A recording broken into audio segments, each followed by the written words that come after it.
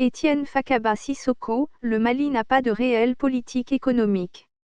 Une mauvaise gouvernance et une mauvaise hiérarchisation des priorités plombent les résultats du pays, estime le chercheur et ancien conseiller économique de la présidence.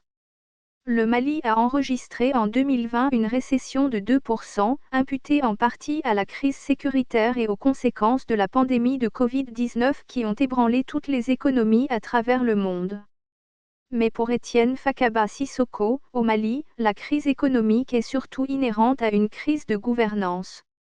Professeur d'économie à l'Université de Bamako, chercheur au Centre de recherche, d'analyse politique, économique et sociale, CRAP Mali, et ancien conseiller économique à la présidence, Étienne Fakaba Sissoko estime qu'une gestion plus vertueuse des finances publiques et une révision des priorités permettraient, notamment, de relancer les activités d'une industrie textile moribonde, de récupérer une part des bénéfices de l'exploitation aurifère, jusqu'à présent principalement tournée vers l'extérieur, et de faire revenir les investisseurs étrangers. Jeune Afrique, sur quel levier l'économie malienne peut-elle s'appuyer pour relancer la croissance? Étienne Fakaba Sissoko, malheureusement, le Mali n'a pas de réelle politique économique, mais une politique budgétaire sur laquelle s'appuie l'ensemble des initiatives économiques et de développement du pays. En mars, il a adopté une loi de finances qui met l'accent sur la mise en œuvre de l'accord de paix, la lutte contre le coronavirus ou encore le retour de l'administration dans le nord et centre du pays. Aucun de ces objectifs ne permet de créer de la richesse.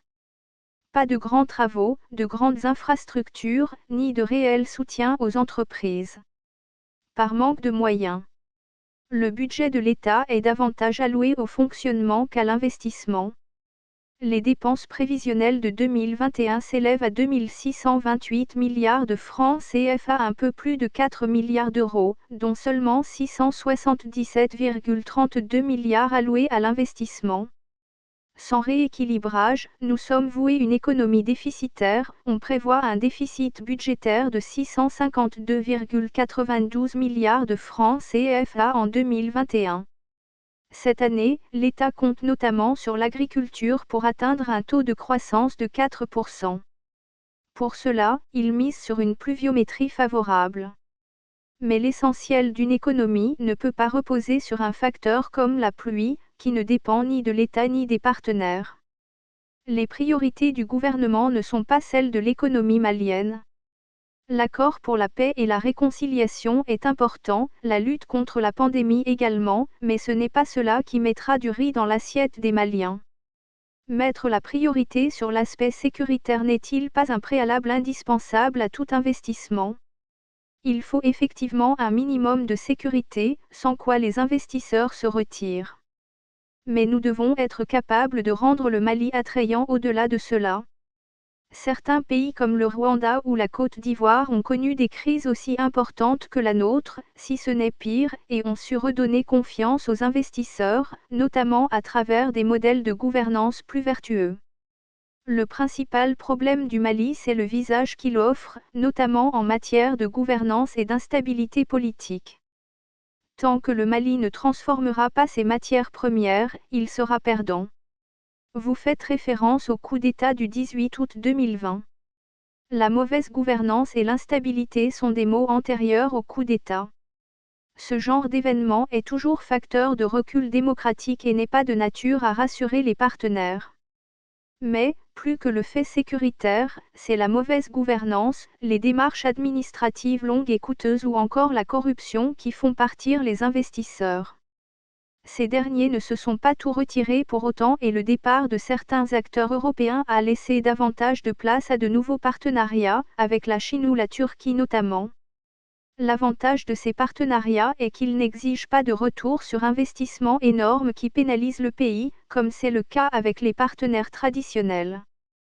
Pour l'instant du moins. Cependant, l'important n'est pas tant de savoir avec qui nous commerçons, mais plutôt d'identifier les secteurs sur lesquels nous commerçons. Secteur phare, le coton est à la peine.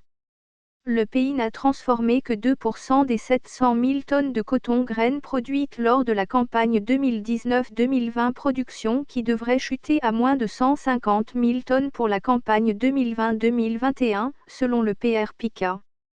Comment relancer la filière? Tant que le Mali ne transformera pas ses matières premières, il sera perdant. Actuellement, nous n'exportons que de la matière non transformée et nous sommes un déversoir de produits manufacturés ailleurs. Aujourd'hui, je porte une chemise manufacturée au Burkina Faso. Comment est-ce possible alors que nous produisons du coton? Il faut replacer le Made in Mali au cœur des politiques publiques. Pour cela, il faut des entreprises performantes. Or, l'avenir de la Comatex, ex-fleuron de l'industrie textile malienne, est incertain. Il est de la responsabilité de l'État de prendre en charge ce secteur. La transformation du coton, c'est de l'huile, du tissu, du savon. Des milliers d'emplois possibles. On a laissé ce secteur aux mains de quelques actionnaires et aujourd'hui l'activité est au point mort. L'État doit s'emparer de ce secteur et le gérer correctement. Autre levier important de l'économie malienne, la filière aurifère. N'échappe-t-elle pas elle aussi en partie à l'État? En effet, la quantité d'or qui sort du pays n'est absolument pas maîtrisée par les autorités. Cette industrie représente plus de 20% du PIB et doit être mise au centre des activités économiques.